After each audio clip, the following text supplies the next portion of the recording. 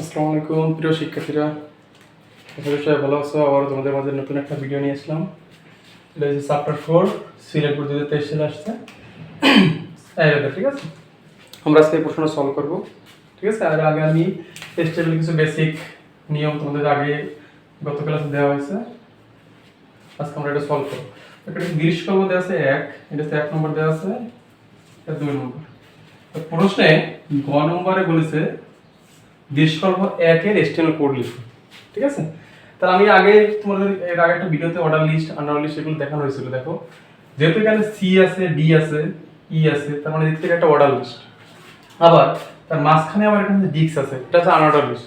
তো আমরা জানি কি আগে তোমরা আগে একটু বলে দিই, অর্ডার লিস্ট আমরা কি বুঝি আমরা, যে এরকম থাকবে 1 2 3 এভাবে থাকতে পারে, রোমান সংখ্যার 1 2 3 এভাবে থাকতে পারে, অথবা এ বি সি এভাবে থাকতে পারে, অথবা এভাবেও থাকতে পারে। এইগুলো দেখলে আমরা বুঝবো কি যেটা অর্ডার লিস্ট। ঠিক আছে, আর যদি আনঅর্ডার কিভাবে বুঝবো,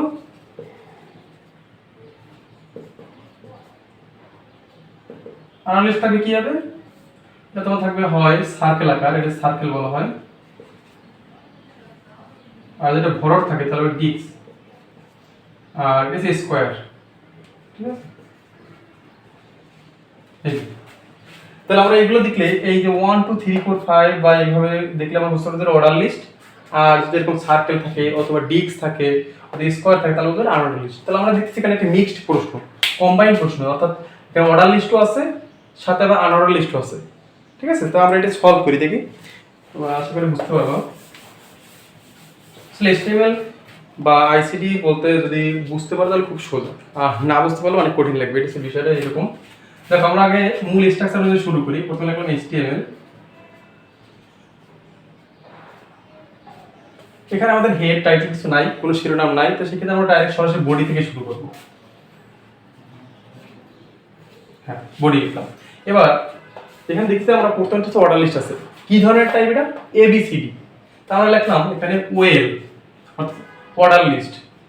টাইপটা কি ধরনের, ABC, তার মানে লিখলাম টাইপ, সরাসরি লিখলাম A। কিন্তু আমার এখান থেকে এ দিয়ে শুরু হয়নি, এখানে শুরুতে কি দিয়ে বলো তো প্রশ্নে, এখানে সি দিয়েছে, ডি দিয়েছে, তারপর আবার এখানে ই আছে, তাহলে এখানে লিখবে স্টার্ট, এরপরে কি লিখবা স্টার্ট। আর যে কোনো ডাটা, আগেও বলছি যে কোনো ডাটা লিখলে অবশ্যই সমান সমান দিবা, আর দুটো ইনভার্টেড কমার ভিতরে লিখতে হবে। ঠিক আছে, এটা সবাই মাথায় রাখবা। স্টার্ট, এখন দেখো এটা অনেকে ভুল করবে, এখানে কি ভুল করবে, অনেক স্টার্ট দিয়ে লাগবে সি, কিন্তু এখানে স্টার্ট সি তো হবে না। আবার অনেক সময় এখানে দেখো রোমান সংখ্যা ধরো তোমার থাকলো, এখানে ধরো সাপোজ এখানে 4 দিয়ে শুরু হলো, আর তুমি কি 4 লিখবা না, এভাবে লেখা যাবে না। এটা তোমার এই যে 1 2 3 4 এই সিরিয়ালে দেখতে হবে কত নম্বরে আছে, তার মানে আমরা ABC, এ বি সি, তার মানে সি আছে কয় নম্বর, 3 নম্বরে, তার মানে স্টার্ট দিতে হবে এখানে 3।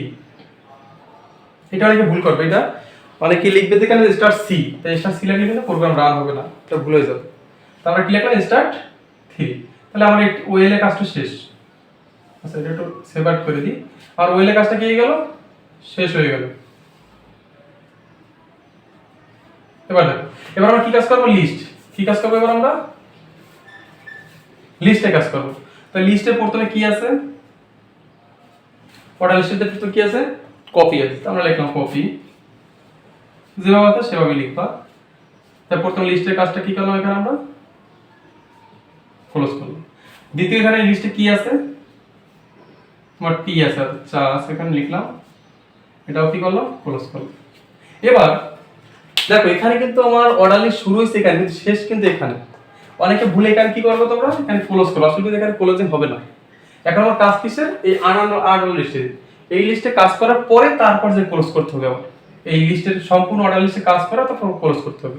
দেখো আমি প্রথমে অর্ডার লিস্টে শুরু করলাম, এখানে দুইটা কাজ করলাম, এর ভিতরে আবার কি দিতে তোমার আনঅর্ডার লিস্ট, সেটা আবার কি ধরনের টাইপ, ডিস্ক টাইপ। তাহলে এবার কিন্তু এখানে অর্ডার লিস্ট ক্লোজ হবে না, এখানে কি লিখলাম ইউএল, অর্থাৎ আনঅর্ডার লিস্ট। ঠিক আছে, তো ইউএল টাইপটা কি হবে এবার, এখানে যেহেতু টাইপটা দেওয়া আছে কি ডিক্স আকার, তাহলে ইউএল সমান টাইপ দিয়ে লিখব ডিক্স, ডিআইএস। ঠিক আছে, এবার এখানে লিস্টে কি আছে, এখানে লিখবা লিস্টে কি আছে, ব্ল্যাক, লিস্টটা ক্লোজ।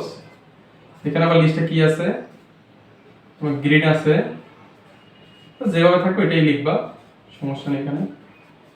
আচ্ছা, এবার কিন্তু আমার ইউএল এর কাজ কিন্তু শেষ, মানে অর্থাৎ আনঅর্ডার লিস্টের কাজ কিন্তু শেষ।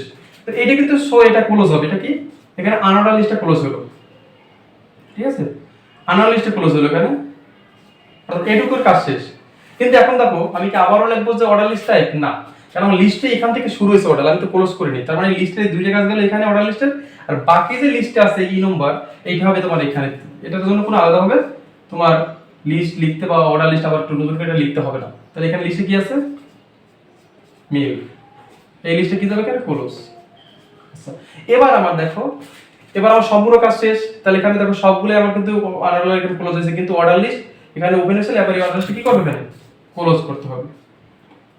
আর কি ক্লোজে বাকি আছে? বডি ক্লোজ করতে হবে। বডির পর কি ক্লোজ করতে হবে? আমার লার্জ স্টেপ ক্লোজ করতে হবে। এই যে দেখো কত সুন্দরভাবে করা হয়ে গেল। এটা তোমরা বুঝতে পারো, পরীক্ষা তোমাদের বেশি সর্বোচ্চ 3 থেকে 4 মিনিট লাগবে করতে, 3 মার্ক ইজি ভাবে পেয়ে যাবে, কিন্তু বুঝতে পারবা না, বুঝতে পারলে কিন্তু অনেক সময় তারপর কিন্তু অ্যান্সার করা যাবে না। আশা করি সবাই বুঝতে পারছো, ঠিক আছে।